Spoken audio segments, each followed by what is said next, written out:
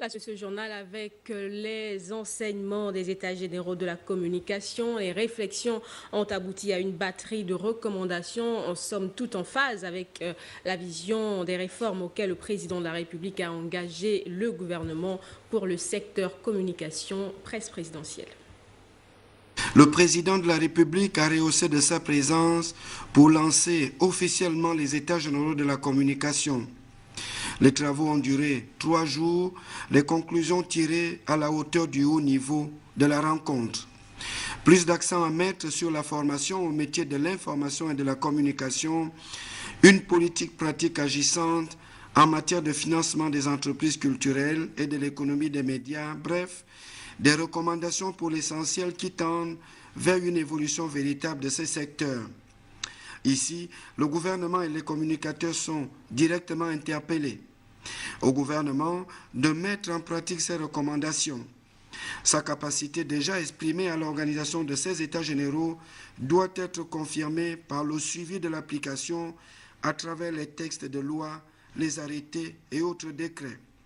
Ce n'est rien d'autre que la matérialisation des réformes décidées par le chef de l'État dans ce secteur.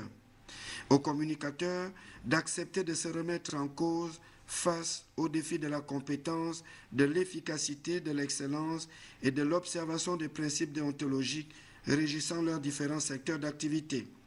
C'est parce que la communication est au centre de tout développement que le chef de l'État ne cesse de le leur rappeler. Qui est exigé des hommes politiques, je le demande aussi en retour, mesdames, messieurs, à vous aussi. Car si notre pays doit aller vers l'émergence, c'est tout le monde qui va vers l'émergence, y compris la presse. Et je l'ai déjà dit, je veux une des meilleures presses du continent, qui soit certes redoutée par les investigations qu'elle fait, par les articles qu'elle écrit, par les questions qu'elle pose, par les analyses auxquelles elle peut se soumettre. Et c'est cette réputation-là qu'il faut que vous puissiez atteindre. Ce n'est pas la réputation d'être la meilleure presse d'égout. Ça, c'est un titre que, bon, on pourrait se passer. Donc moi, je suis attaché à ce que vous puissiez être une presse redoutable et redoutée, parce que crédible, bien informée, et qui fait des articles et des commentaires de qualité. C'est la raison pour laquelle j'ai répété l'insistance sur l'exigence de formation. S'agissant de vos capacités opérationnelles, je sais qu'elles sont parfois limitées.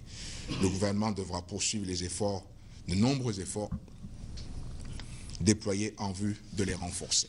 L'objectif pour le Gabon d'être une référence africaine en matière de communication, des progrès ont déjà été accomplis.